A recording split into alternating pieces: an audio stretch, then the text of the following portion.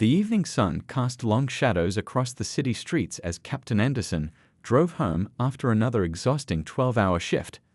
Her dark blue sedan moved smoothly through traffic, her mind already drifting to the simple pleasures awaiting her: a hot shower, comfortable pajamas, and maybe even a few episodes of her favorite cooking show. 15 years on the force had taught her many things, but tonight would test everything she knew about keeping cool under pressure.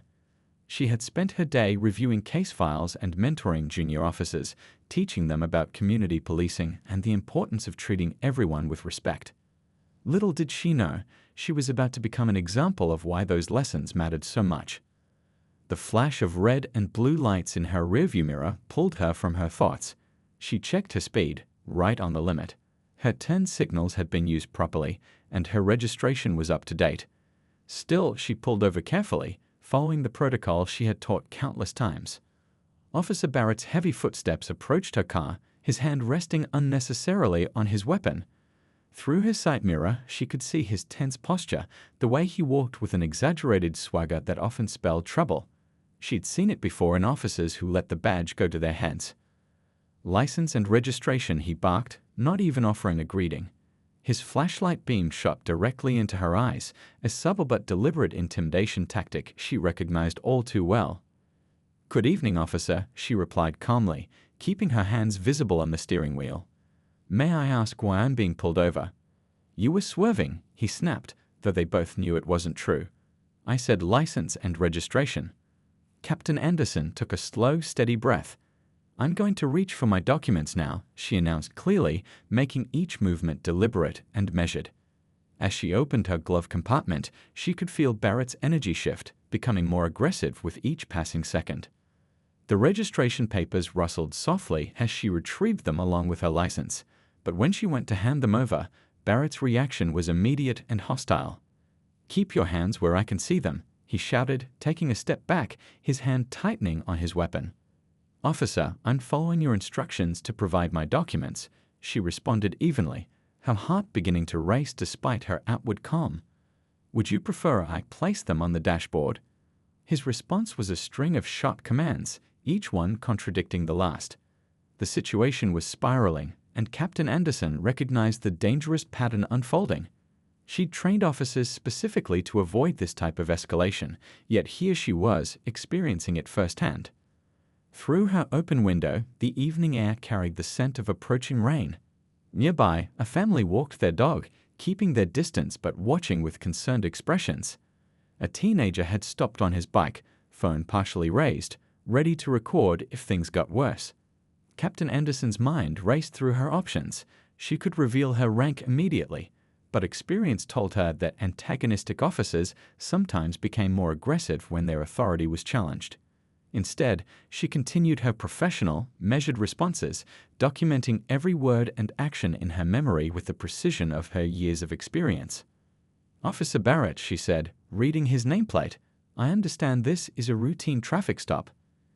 I'm happy to comply with all lawful requests, but I need clear, consistent instructions. Would you like me to hand you my documents now?" His response was immediate and telling. "Don't tell me how to do my job," he snarled, his face contorting with barely contained anger. "Step out of the vehicle. Now." The rain began to fall in light drops, creating small dark spots on her windshield. Captain Anderson knew this moment would define much more than just one traffic stop. It would reveal the deep-rooted issues she'd been fighting to address within the force for years. As she sat there, hands still visible on the steering wheel, she thought about every young officer she'd trained, every community meeting she'd attended, every policy she'd helped shape. This wasn't just about her anymore. It was about every person who had ever faced this kind of treatment without the protection of rank or the knowledge of procedure. Thunder rumbled in the distance, and Officer Barrett's patience was clearly wearing thin. The next few moments would prove crucial, and Captain Anderson knew she needed to handle them perfectly, not just for her own safety, but for the change that needed to happen in her department. The rain was falling steadily now, creating a curtain of water that reflected the flashing police lights. Officer Barrett's face had grown redder with each passing moment, his composure cracking like thin ice under pressure. Captain Anderson could see small droplets running down his nameplate, his uniform already darkening from the rain.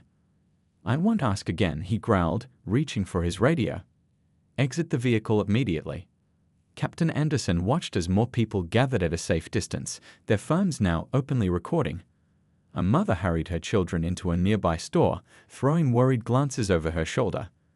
The whole scene was becoming exactly what she had spent years trying to prevent in her department. "Officer Barrett," she said calmly, her voice steady despite the tension crackling in the air, "I'm going to explain something to you. I have the right to know why I'm being asked to exit my vehicle. I've been cooperative and I'd followed all traffic laws. Could you please explain the reason for this request?" Her reasonable tone seemed to infuriate him even more.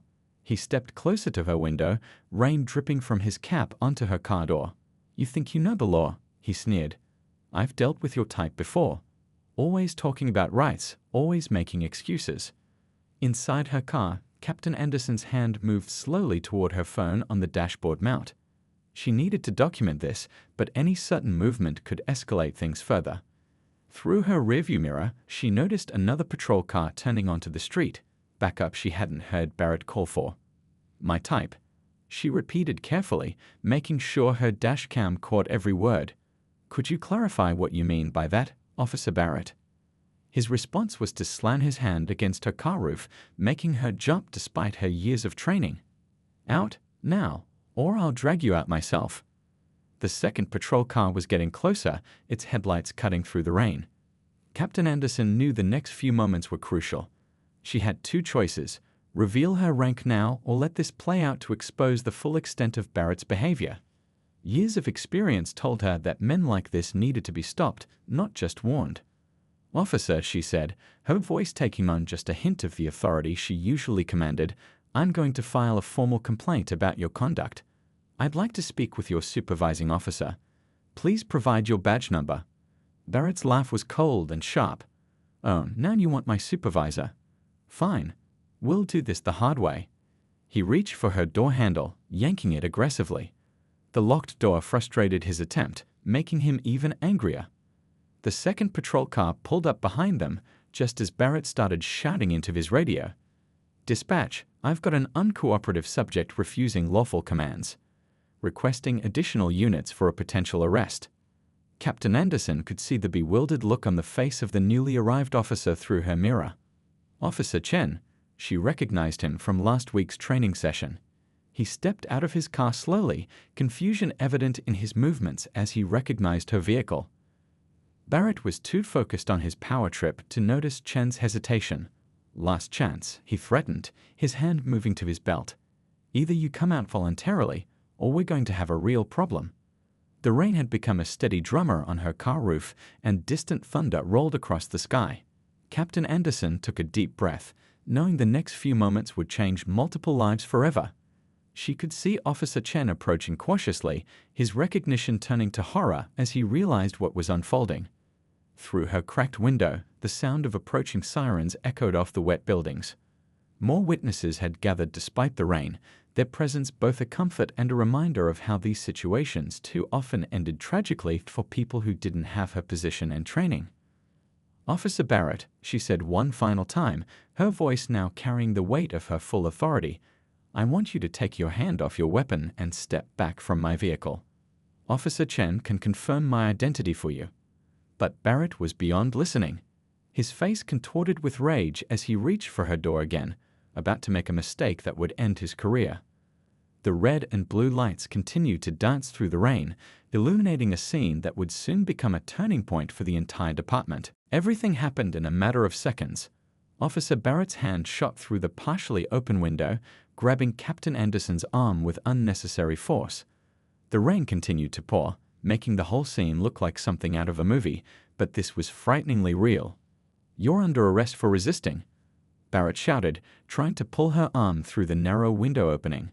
His body camera captured everything: his aggressive grip, his spit-filled shouts, and most importantly, the calm, controlled response of his target. "Officer Barrett, you are assaulting a superior officer," Captain Anderson stated firmly, her voice cutting through the sound of rain and sirens. "Release my arm immediately." But Barrett wasn't listening. His grip tightened as he tried to force her door open with his other hand. Behind him, Officer Chen was running forward, his face a mask of panic. "Barrett, stop!" Chen yelled, his voice cracking with urgency. "That's Captain Anderson." The words seemed to bounce off Barrett like the raindrops hitting his uniform. His tunnel vision was complete, his rage drowning out everything else. "Stop resisting," he screamed, even though Captain Anderson hadn't moved an inch. More patrol cars were arriving now, their lights creating a disco of red and blue in the rain-soaked street. The growing crowd of onlookers had their phones raised, capturing every moment of Barrett's massive mistake. A car door slammed, and heavy footsteps splashed through puddles. "Officer Barrett." A commanding voice cut through the chaos. "Release her arm and step back now." It was Lieutenant Rivera, his presence finally breaking through Barrett's rage-filled haze. The lieutenant's voice carried the kind of authority that couldn't be ignored, not even by someone as far gone as Barrett. Barrett's grip loosened slightly, confusion starting to replace his anger. Captain Anderson used the moment to smoothly pull her arm back into her car, her other hand still steady on the steering wheel. What are you talking about?" Barrett stammered, looking between Chen and Rivera. The rain had plastered his hair to his forehead, making him look smaller somehow, less intimidating than he had moments ago. "Officer Barrett," Lieutenant Rivera's voice was cold as ice. "You just assaulted Captain Anderson, the head of our Internal Affairs Division. Step away from her vehicle and surrender your weapon." The color drained from Barrett's face as the reality of his actions began to sink in. His hand dropped limply from his belt, and he took an unsteady step backward. The same rain that had been adding to his intimidating presence now made him look like a deflated balloon. Captain Anderson finally allowed herself to take a deep breath. She opened her car door slowly, her movements deliberate and controlled. As she stepped out, her captain's bars caught the light from the police vehicles, and Barrett's eyes widened in horror. The gathering of officers around them had grown, and the silence was deafening despite the falling rain. Many of them knew Captain Anderson. She had trained them, mentored them, or investigated their cases. They watched as she straightened her civilian jacket with dignity, her composure a stark contrast to Barrett's crumbling demeanor. "Officer Chen," she called out, her voice steady and professional, "please take Officer Barrett's badge and firearm. Lieutenant Rivera, I want his body camera footage secured immediately." She rubbed her arm where Barrett's grip had left marks, but her face showed no pain, only determination. A young officer approached with an umbrella, but Captain Anderson waved it away. "Let everyone see her clearly. Let them see what their colleague had done to a superior officer simply because of what he saw when he looked at her." The crowd of witnesses had grown despite the rain, their phones still recording. Some were nodding in approval as they watched Barrett being disarmed. They had seen too many similar situations and differently, with no justice served. "Officer Barrett," Captain Anderson addressed him directly, her voice carrying to everyone present, "you're suspended effective immediately. But this isn't just about me. How many others have you treated this way? How many people without a captain's bars to protect them?" The next morning, the police station was buzzing like a disturbed beehive. Officers clustered around desks, their coffee cups forgotten as they watched the viral videos of last night's incident. The shaky phone footage showed everything: Barrett's aggression, the captain's composure, and the moment when everything changed. Captain Anderson walked through the station's main entrance, her arms slightly sore but her head held high. The usual morning chatter died down as she passed, replaced by respectful nods and concerned glances. She'd been here countless times before, but today felt different. Today, she wasn't just walking in as a captain, she was walking in as living proof of a problem they could no longer ignore. "Captain." Officer Chen jogged up to her, holding a thick manila folder. "The body camera footage has been secured. Tech unit worked through the night to process it." His young face showed a mix of admiration and concern. "Are you okay? We all saw the bruises on your arm in the videos." She accepted the folder with a small smile. "I'm fine, Chen, but this isn't about my arm. This is about making sure it never happens to anyone else." In the captain's office, Lieutenant Rivera was already waiting with the chief of police. The chief's usual confident posture was replaced by something more somber. On his tablet, another video of the incident was playing, this one from a local news station. 500,000 views already, the chief said, rubbing his forehead. Every news outlet in the city wants a statement. The mayor's office has called 3 times this morning. Captain Anderson set the folder on her desk, taking a moment to look out her window at the city below. The morning sun was trying to break through the clouds left by last night's storm. Then let's give them something worth reporting, she said, turning back to face them. Not just another apology or promise to do better. Let's show them real change. The meeting lasted hours. They reviewed Barrett's entire service record, finding a pattern that should have been obvious long ago. Complaints that had been dismissed, warnings that had been ignored, fellow officers who had stayed silent to protect one of their own. Look at this, Lieutenant Rivera pointed to a complaint from 6 months ago. A college student claimed Barrett used excessive force during a routine traffic stop. The dashcam footage mysteriously disappeared, and the complaint was dropped. Captain Anderson's expression hardened. Find that student. Find every person who filed a complaint. They deserve to be heard, and this time we're listening. By afternoon, the station's largest conference room had been transformed into a command center. Officers who had worked with Barrett were being interviewed, old cases were being pulled for review, and a task force was being formed to examine department-wide practices. A young detective knocked on the conference room door, tablet in hand. Captain, you need to see this. She pulled up a social media post, an elderly man describing his encounter with Barrett from 2 years ago. People are coming forward. They're sharing their stories because they finally believe someone will listen. Captain Anderson read through the comments, each one a testimony to what happened when power went unchecked. But there were other comments too. Stories about good officers, about times when the system worked as it should, about hope for real change. Get me every video, she instructed the room. Every complaint, every witness statement, every piece of footage. Barrett's actions last night weren't an isolated incident, they were a symptom of a bigger problem. And now we have proof we can't ignore. As the day wore on, more evidence emerged. Barrett's former partners came forward, describing incidents they had witnessed but never reported. Community members arrived at the station, willing to finally share their experiences. Each story added another piece to a puzzle that painted a disturbing picture of systemic issues. The captain's phone buzzed constantly with messages from other precincts, police chiefs from neighboring cities, and civil rights organizations. What had started as one traffic stop was becoming a catalyst for department-wide reform. Late in the afternoon, Officer Chen returned with another update. Barrett's preliminary hearing is scheduled for tomorrow morning, he reported. But there's something else. Officers from other districts are requesting to join the task force. They're saying they've seen similar issues in their own precincts. Captain Anderson stood at the window again, watching patrol cars come and go in the parking lot below. Each one represented an officer with the power to help or harm, to protect or oppress. Her arm still ached where Barrett had grabbed her, but now that pain felt like a reminder. A reminder that change only comes when someone is willing to stand their ground. Tell them they're welcome to join, she said, turning back to the room full of dedicated officers. This isn't just about one bad officer anymore. This is about making sure every person who interacts with law enforcement is treated with dignity and respect, regardless of who they are or what they look like. The sun was setting outside, casting long shadows across the evidence boards and stacks of files. But inside the conference room, light was finally being shed on darkness that had been ignored for far too long. The Internal Affairs Office buzzed with activity as investigators worked through mountains of evidence. Captain Anderson sat at her desk, reviewing yet another video of Officer Barrett's past encounters. Her own bruises had faded, but the memories remained fresh as she watched similar scenes play out on her computer screen. "Captain, you need to see this," Detective Rodriguez called from her desk. She was one of the best investigators in the department, known for finding patterns others missed. "I've been mapping all the complaints against Barrett. Look at the neighborhoods he targeted most frequently." The map on Rodriguez's screen told a clear story.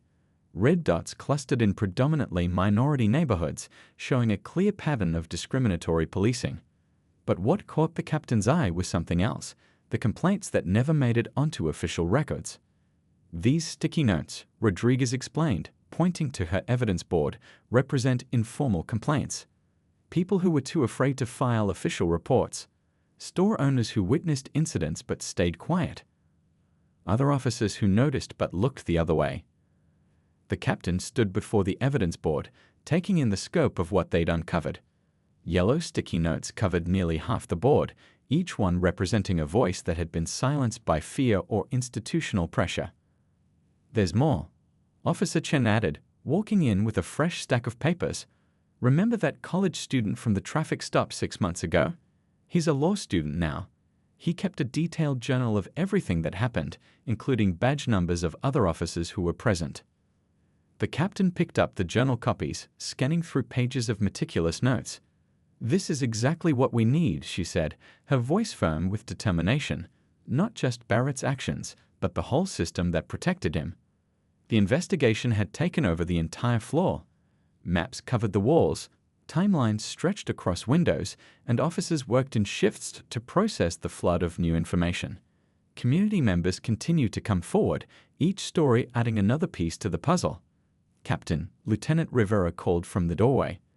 "The police union representative is here. Says he wants to discuss Barrett's case." His expression suggested he already knew her answer.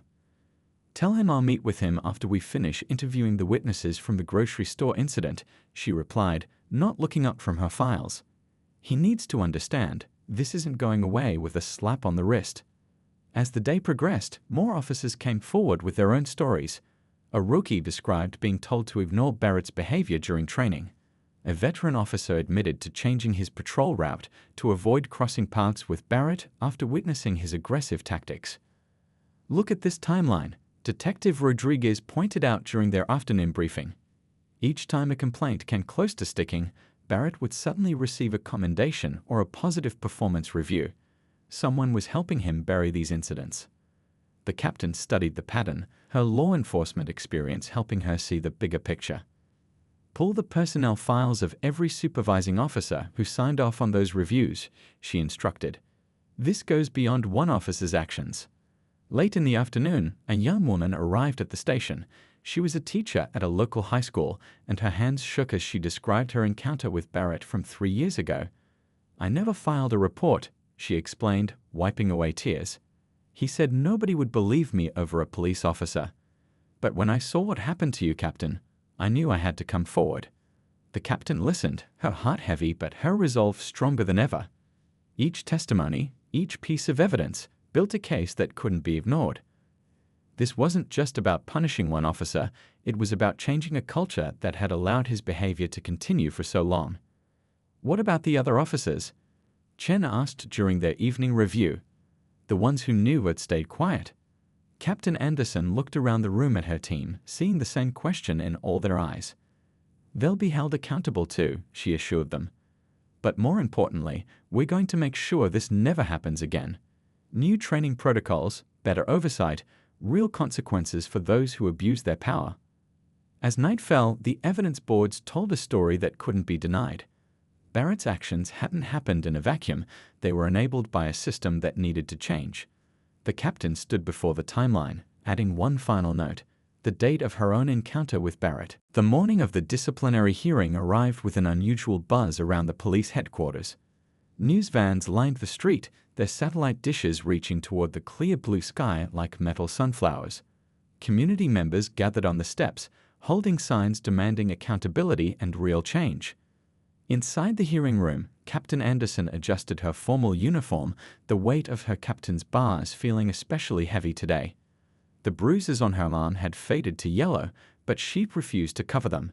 They were evidence, just like the stack of files on the table before her. "Are you ready?" Lieutenant Rivera asked, arranging the video equipment for what would be a closed-door hearing. The room felt smaller than usual, its wood-paneled walls seeming to lean in to listen. "This isn't just about me," she replied, watching other officers file into the room. "It's about every person who never got their day in this room, who never got to tell their story." Officer Barrett sat at the other end of the long table, his uniform pressed, but his shoulders slumped. His union representative whispered something in his ear, but Barrett's eyes remained fixed on the table. He looked smaller somehow, stripped of the power he'd so often abused. The police chief entered, followed by the review board, 5 senior officers from different precincts, chosen for their reputation for fairness. The room fell silent as they took their seats. "Before we begin," the chief announced, his voice firm but tired, I want to remind everyone that this hearing isn't just about one incident. What we've uncovered goes far beyond a single traffic stop. Detective Rodriguez stepped forward with the first presentation, the evidence screen lit up with maps, timelines, and statistics. Each slide told part of a larger story, a pattern of behavior that had gone unchecked for years. In the past 3 years alone, Rodriguez explained, pointing to a chart, Officer Barrett conducted 627 traffic stops. Of those, 82% involved minority drivers. The department average is 31%.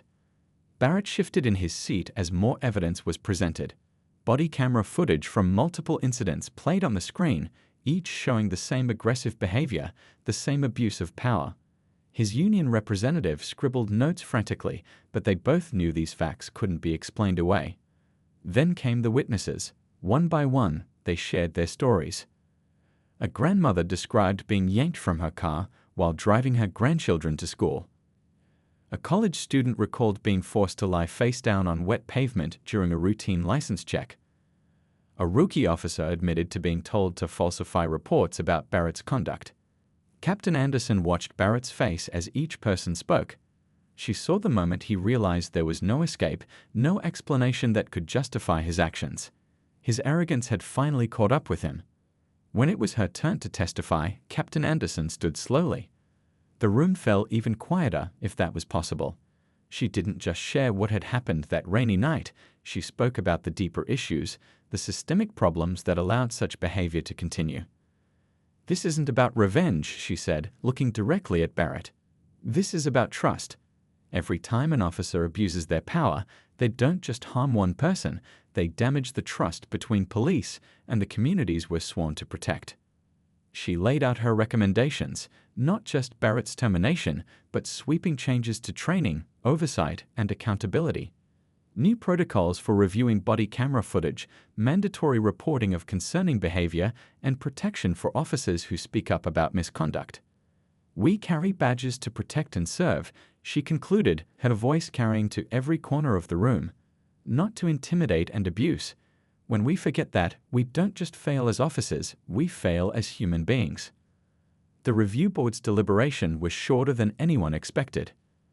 The evidence was too overwhelming, the pattern too clear to ignore. When they returned, their decision was unanimous. Officer Barrett's badge and gun would be permanently surrendered. His pension was forfeit. His case would be referred to the district attorney for possible criminal charges. But more importantly, the board approved every one of Captain Anderson's recommended changes. As Barrett was escorted from the room, he finally looked up, meeting the captain's eyes. In that moment, she saw something she hadn't expected: recognition, not just of her rank, but of the humanity he had denied to so many others. Outside, the crowd had grown. When word of the decision spread, there was no cheering, no celebration. Instead, there was something more powerful: hope. Hope that this time, real change would come. Captain Anderson stepped out into the sunlight, her team behind her. They had more work to do, implementing new policies, rebuilding trust, ensuring this wasn't just a one-time victory. But today, they had shown that the system could work, that accountability was possible, that change could begin with a single stand against injustice. 6 months had passed since the hearing, and the police department looked different now. Not just in the new posters about accountability that lined the hallways, but in the way officers carried themselves, in how they interacted with each other and the community they served. Captain Anderson stood at the front of the training room, looking out at the faces of 30 new recruits. Behind her, a screen showed body camera footage from that rainy night, not to shame, but to teach. This footage isn't just about one bad traffic stop, she explained, pausing the video. It's about choices.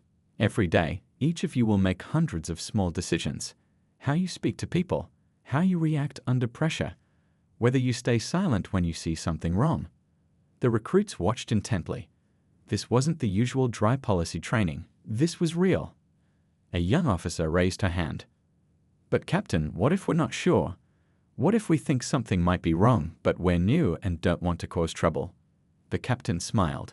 This was exactly the kind of question that showed the culture was truly changing.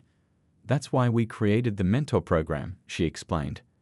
Each of you has been paired with a senior officer who's committed to our new standards. They're not just there to teach you procedures, They're there to support you in doing what's right. Down in the station lobby, things had changed too. The old plastic chairs had been replaced with comfortable seating. The walls now displayed photos of officers working with community members, real pictures of real moments, not staged publicity shots. A new desk staffed by community liaisons helped people file complaints or commendations, making sure every voice was heard. Officer Chen, now promoted to sergeant, led community outreach meetings every week. Today, he was sitting with a group of teenage students, answering their questions about police work with honesty and respect. "What happened to that officer?" one student asked, referring to Barrett, the one who grabbed the captain. Chen looked over at Captain Anderson, who had just walked in. She nodded, giving him permission to share. "He lost his badge," Chen explained. "But more importantly, his case helped us change how we do things. Now, every traffic stop is reviewed randomly. Officers get extra training in de-escalation, and if someone reports misconduct, it's taken seriously every single time." The captain joined their circle, sitting down with the students. One girl looked at her with curious eyes. "Weren't you scared that night, when he grabbed you?" "I was concerned," the captain admitted, "but not for myself. I was thinking about all the people who'd been in that situation before me, who didn't have a captain's bars to protect them. That's why we made changes, so nobody has to feel that fear again." Later that afternoon, Captain Anderson attended a citywide police reform meeting. Chiefs from other districts had noticed the changes in her department. Traffic stop complaints were down 60%. Community satisfaction ratings had doubled. Other departments wanted to know how they'd done it. "It's not complicated," she told them, pulling up her presentation. "We created clear consequences for misconduct. We rewarded officers who reported problems instead of punishing them. We made sure every officer knew that protecting bad behavior wasn't loyalty, it was betrayal of everything the badge stands for." Back at her precinct, the evening shift was starting. Officers checked out their body cameras, now with improved software that couldn't be turned off during encounters. The daily briefing included updates on community feedback and recognition for officers who'd handled difficult situations well. A small group of protesters gathered outside, but this was different from the angry crowds of 6 months ago. These people held signs thanking the department for the changes, asking for continued progress. Some officers even stopped to talk with them during their breaks, building bridges that had once seemed impossible. In her office, the captain looked at the wall of photos she'd created. Each picture showed a moment of positive change. Officers playing basketball with neighborhood kids, helping elderly residents with groceries, attending community meetings to really listen and learn. "Captain." Officer Rodriguez knocked on her door. "Remember that young lady who testified at the hearing? The teacher, she just called, says she wants to join our civilian oversight committee." The captain smiled. This was how real change happened, one person at a time, one day at a time, each small victory building towards something bigger. As the sun set over the city, she watched her officers heading out for patrol. They moved differently now, with less arrogance and more awareness. They understood that authority came with responsibility, that power was meant to protect, not dominate. The evidence board from Barrett's case still hung in the training room, now covered with additional notes showing the positive changes that had grown from that difficult time. It served as a reminder that sometimes the worst moments could lead to the best changes if people were brave enough to learn from them. Progress isn't just about new policies, she often told her officers. It's about new perspectives. It's about remembering that behind every traffic stop, every call, every encounter, there are human beings who deserve respect and dignity. The department wasn't perfect, no institution is, but they were trying, learning, growing. And in the end, that's what real change looks like. Not a single dramatic moment, but 1,000 small choices to do better, be better, every single day.